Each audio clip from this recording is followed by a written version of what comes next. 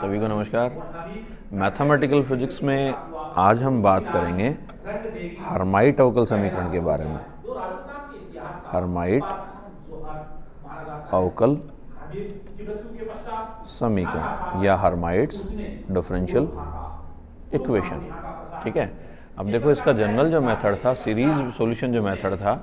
वो अपन ने आपको पहले लास्ट लेक्चर में हम डिस्कस कर चुके हैं। सेम वही मेथड हमें इसके लिए काम में लेना है। ठीक है, सबसे पहली बात आती है, देखो हर्माइट डिफरेंशियल इक्वेशन, हर्माइट अवकल समीकरण जो है उसको डिनोट किया जाता है d2y upon D x square minus 2x dy upon D x plus में वैल्यू आ गई 2ny बराबर 0, है ना। या इसको क्या लिखूँ मैं, y double dash minus 2x y dash plus में वैल्यू आ गई 2ny इक्वल्स टू वैल्यू आ गई 0 आ गया। ठीक है, तो इस इक्वेशन से देखो हम कहें कि y डबल डैश का जो मल्टीप्लिकेटिव जो है या जो मल्टीप्लिकेशन है वो कितना बना, p0x इक्वल्स टू वैल्यू आ गई 1। तो x की जितनी वैल्यूज़ हैं, x इक्वल्स टू 0 हो, प्लस माइनस 1 प्लस माइनस 2, जितनी वैल्यूज़ हैं सारी की सारी वैल्यूज़ जो हैं वो वही से डिफरेंशियल इक्वेशन के कौन से बिंदु कहलाएंगे, साधारण बिंदु कहलाएंगे। ठीक है, साधारण बिंदु कहलाएंगे। तो इसका मतलब इस साधारण बिंदु के लिए जो श्रेणी हल जो होगा वो हम कैसे डिफाइन करेंगे, समीशन आ गया r equals to 0 to value आ गई इनफाइनाइट और वैल्यू आ गई ar x raise to power value, है ना। x माइनस a था, तो a की वैल्यू हमारे पास कितनी बनी, अपन लोवेस्ट वैल्यू ले रहे हैं, x इक्वल्स टू 0 के लिए सॉल्व कर लें तो x minus a raise to power r, है ना, ये लिखा था ना अपन ने। यानी ये सोल्यूशन कितना बना, वैल्यू आ गई, समीशन आ गया r equals to 0 to infinite ar x raise to power r आ गया। ठीक है, अगर मैं इसका डिफरेंशिएट करूँ तो y डैश की वैल्यू कितनी बनेगी, देखो समीशन आ गया r equals to 0 to infinite ar r x raise to power r minus 1। इसी तरीके से यदि मैं एक बार और डिफरेंशिएट करूँ y डबल डैश, है ना, वैल्यू आ गई r equals to 0 to infinite ar r r minus 1 x raise to power value आ गई r माइनस 2। तो हमने y की वैल्यू निकाल ली, y डबल डैश की वैल्यू निकाल ली, y डैश की वैल्यू निकाल ली, है ना। ये वैल्यूज़ हम इसमें पुट कर दें तो y डबल डैश कितना बना, देखो वैल्यू आ गई, समीशन आ गया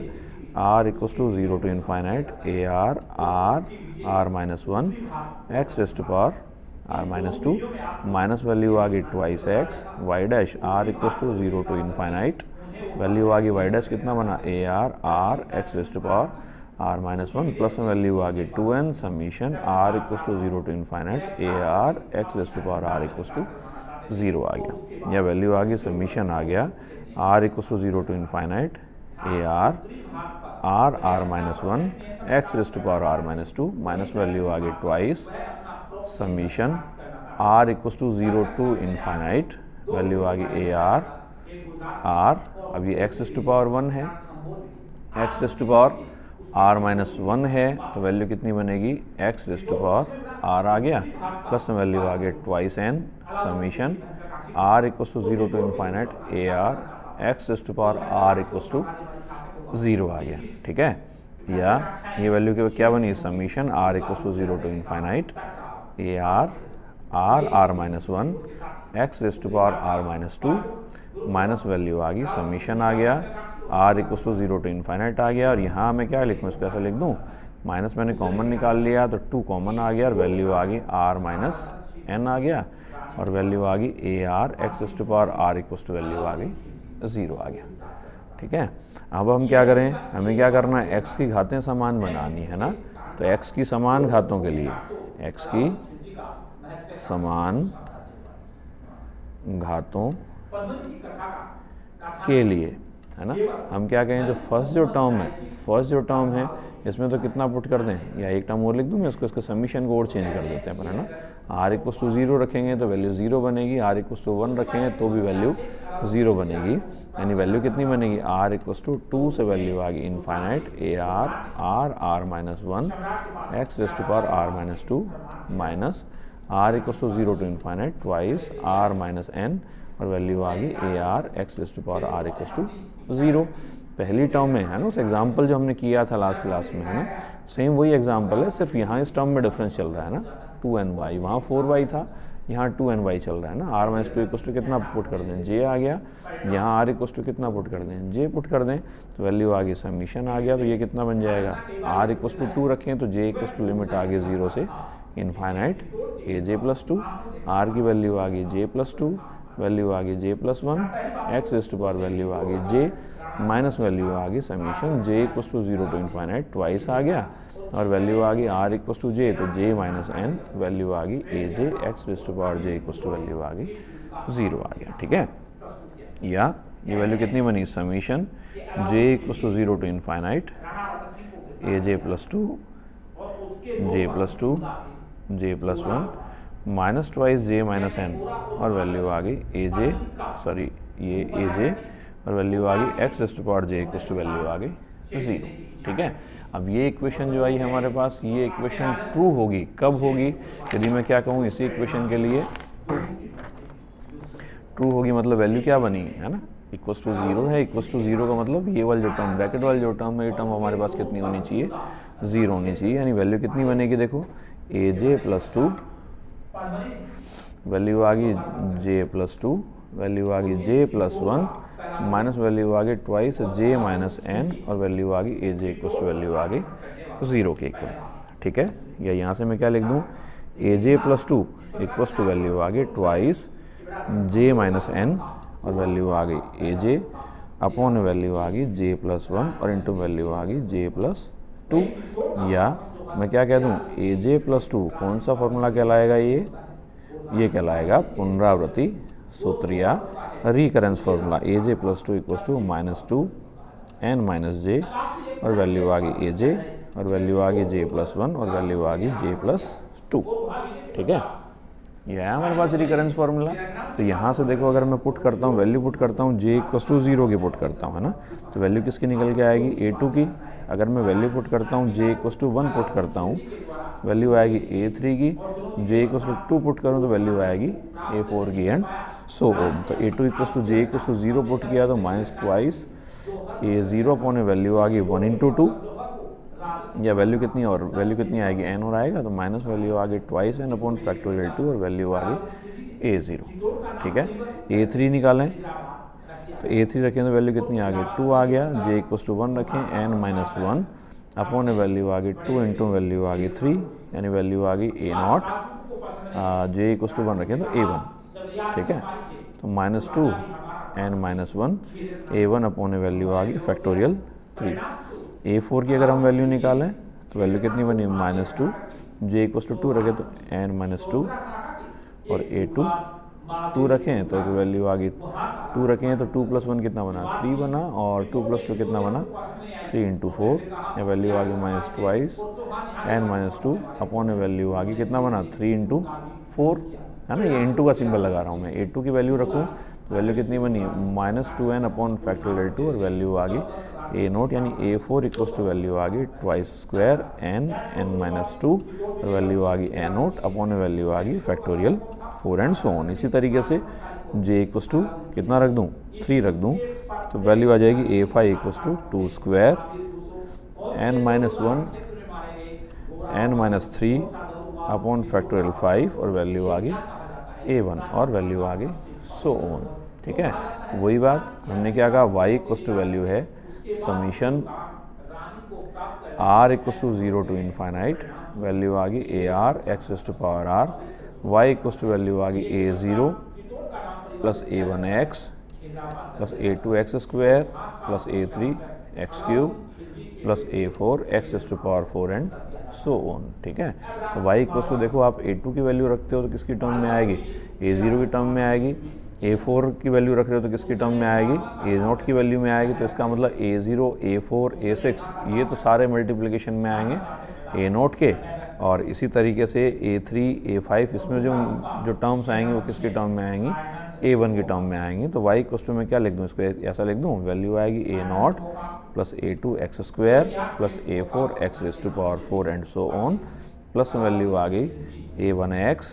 plus a3 x cube plus and so on आ गया, या y इक्वल टू वैल्यू आ गई, देखो कितना बना, a2 की वैल्यू रखोगे किसकी टर्म में आएगी, ए नोट की वैल्यू में आएगी, है ना। A4 की वैल्यू रखोगे किसके मल्टीप्लिकेशन में आएगी, ए नोट के मल्टीप्लिकेशन में आएगी, तो ए नोट अपन कॉमन निकाल लें तो वैल्यू आ गई 1 plus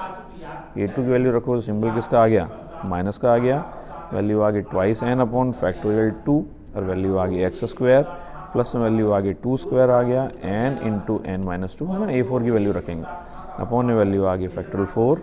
x raise to power 4 and so on, plus में वैल्यू आ गई A1 value x minus value आ गई ट्वाइस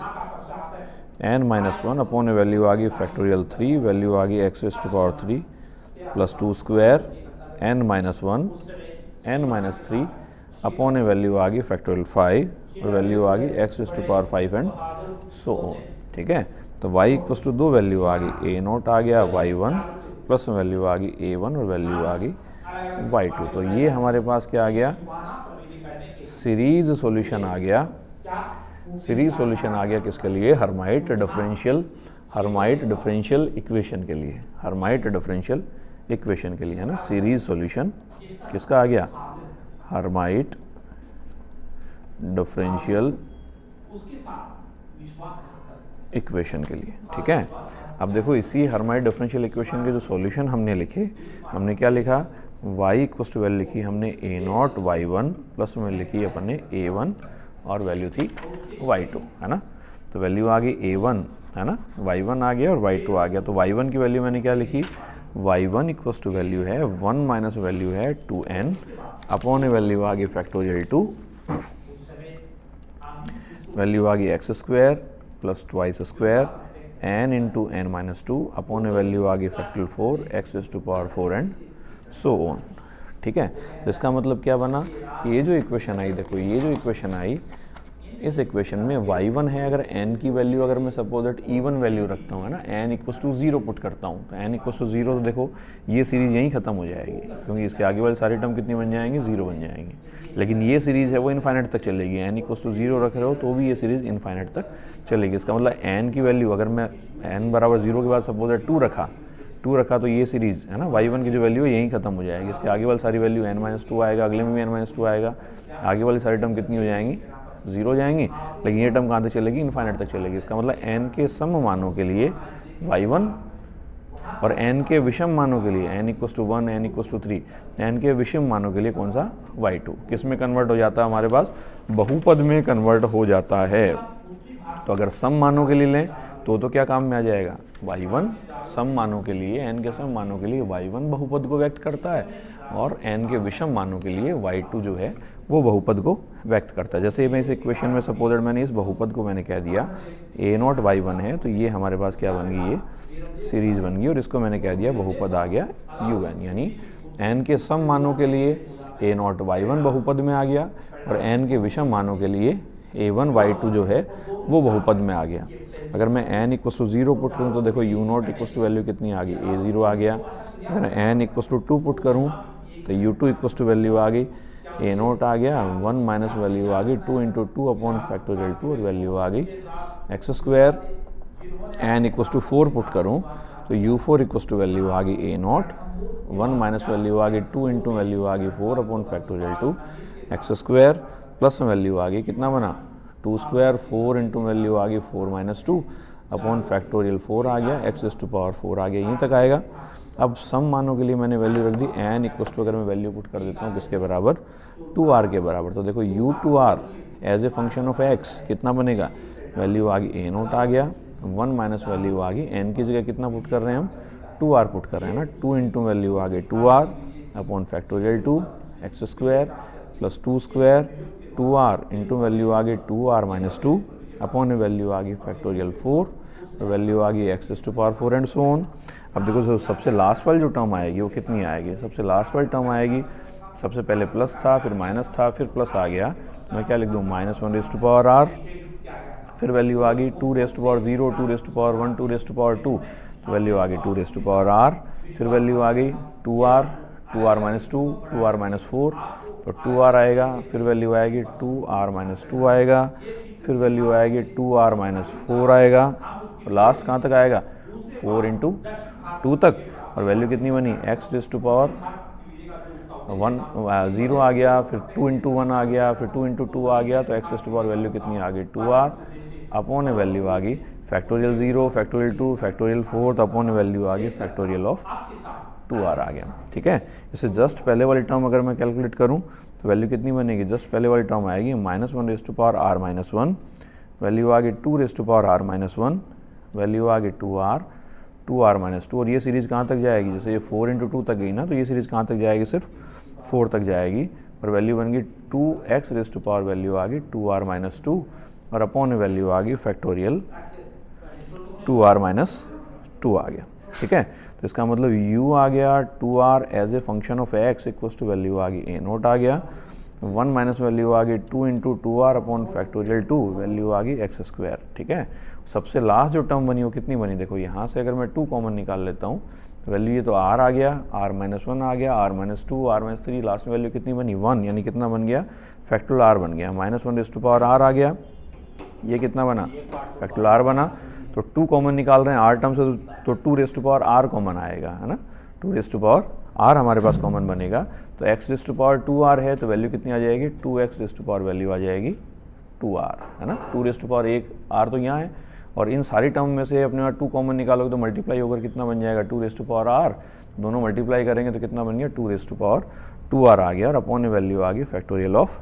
2r आ गया। ठीक है, इसे जस्ट पहले वाली टर्म की अगर मैं बात करूँ तो वैल्यू आ गई plus -1 raise to power r minus 1 factorial r, just पहले वाली टर्म में क्या आएगा 2 कॉमन आएगा, ये कहाँ तक आएगा 2 तक आएगा, ये दोबारा क्या बन गया फैक्टोरियल बन गया, तो 2 raise to power r minus 1 है, और एक टर्म कम है तो 2 raise to power r minus 1 तक कॉमन आएगा, तो फैक्टोरियल r आ गया, अपॉन वैल्यू आ गई फैक्टोरियल 2r माइनस 2, और वैल्यू आ गई 2x raise to power value आ गई 2r माइनस 2 आ गया। ठीक है, अब मैंने कहा कि n इक्वल्स टू वैल्यू हमने कितनी ली है 2r ली है ना, तो इसका मतलब n equals to value 2r है, तो इसका मतलब r इक्वल्स टू वैल्यू कितनी आ गई n/2, तो इसका मतलब un as a function of x equals to value आ गई a0, 1 माइनस में 2 into n upon factorial 2, value आ गई x स्क्वायर, फिर वैल्यू आ गई -1 raise to power n/2 minus 1, upon value आ गई factorial n minus 2, factorial n/2, value आ गई 2x raise to power value आ गई n माइनस 2, प्लस में वैल्यू आ गई -1 raise to power n/2, factorial में वैल्यू आ गई n/2, और वैल्यू आ गई 2x raise to power n, 2x raise to power value आ गई n, और अपॉन वैल्यू आ गई कितना बना, अपॉन वैल्यू आ गई फैक्टोरियल ऑफ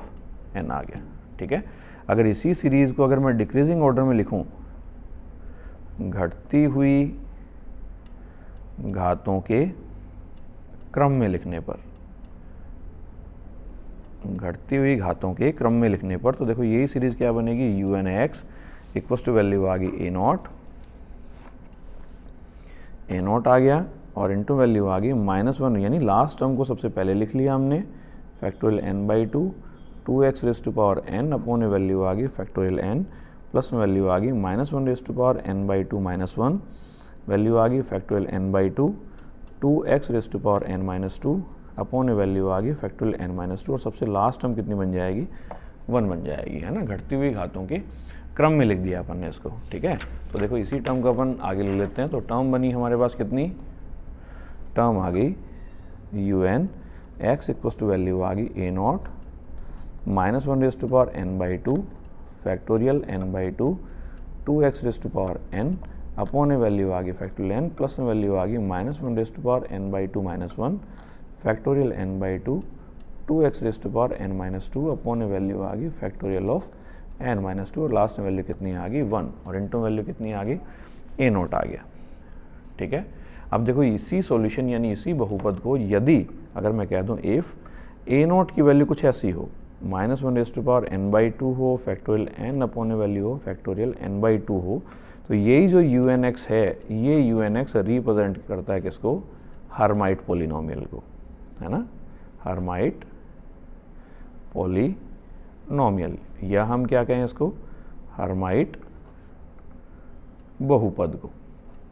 ठीक है, तो इसका मतलब h(x) इक्वल्स टू वैल्यू आ गई -1 raise to power n/2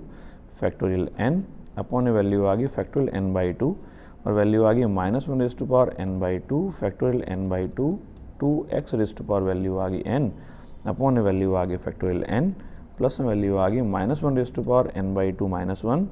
factorial n by 2 और वैल्यू कितनी है 2x raise to power value है n-2 अपॉन वैल्यू है फैक्टोरियल n-2 और लास्ट में वैल्यू कितनी आ गई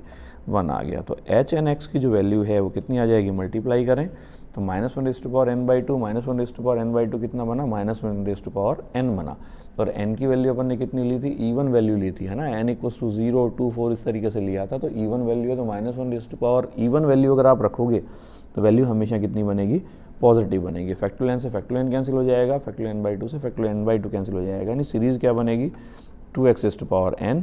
फिर सिंबल आ गया -1 रेज़ टू पावर n-1, तो -1 रेज़ टू पावर -1 बना तो वैल्यू क्या आ जाएगी, माइनस आ जाएगी। फिर वैल्यू आ गई नीचे कितना है, फैक्टोरियल n-2 है, तो n इंटू n-1 से हम ऊपर नीचे मल्टीप्लाई कर दें, तो n इंटू n-1 से अगर आप ऊपर नीचे मल्टीप्लाई करोगे तो नीचे तो कितना बना, फैक्टोरियल n से फैक्टोरियल n कैंसिल हो जाएगा, तो वैल्यू आ जाएगी n into n-1 upon value आ गई फैक्टोरियल 1 और वैल्यू आ गई 2x raise to power n-2। इसी तरीके से आगे वाली टर्म जो आएगी उसमें क्या कर दें, n-1 आएगा, n-2 आएगा, n-3 आएगा, 2x raise to power value आएगी n-4 अपॉन वैल्यू आ गई फैक्टोरियल 2 एंड सो ऑन। तो ये जो सॉल्यूशन आ रहा है, ये सॉल्यूशन हमारे पास क्या कहलाता है, हर्माइट बहुपद कहलाता है, या हर्माइट पॉलिनोमियल कहलाता है। इसको अगर और भी हम शॉर्ट फॉर्म में लिखना चाहें तो इसको हम इस तरीके से भी लिख सकते हैं, वैल्यू आ गई r = 0 टू वैल्यू आ गई n -1 raise to power r, factorial आ गया और वैल्यू आ गया हमारे पास n आ गया, अपॉन वैल्यू आ गई फैक्टोरियल r आ गया, फैक्टोरियल n-2r आ गया और वैल्यू आ गई 2x raise to power value आ गई n-2r, है ना। n की वैल्यू n बाई 2 होगी जब n की वैल्यू हमारे पास कैसी हो, इवन हो, जो अपन ने कैलकुलेट किया है, और वैल्यू है ना कैपिटल N की वैल्यू, और n-1 बाई 2 होगी कब, जब n की वैल्यू कैपिटल n की वैल्यू जब हमारे पास कैसी हो, विषम हो। तो ये कहलाता है हमारे पास series solution method for Hermite polynomial, या ये हमारे पास डिफाइन करता है किसको, हर्माइट पॉलिनोमियल फंक्शन को। तो जल्द मिलते हैं नेक्स्ट टॉपिक में, बहुत बहुत धन्यवाद।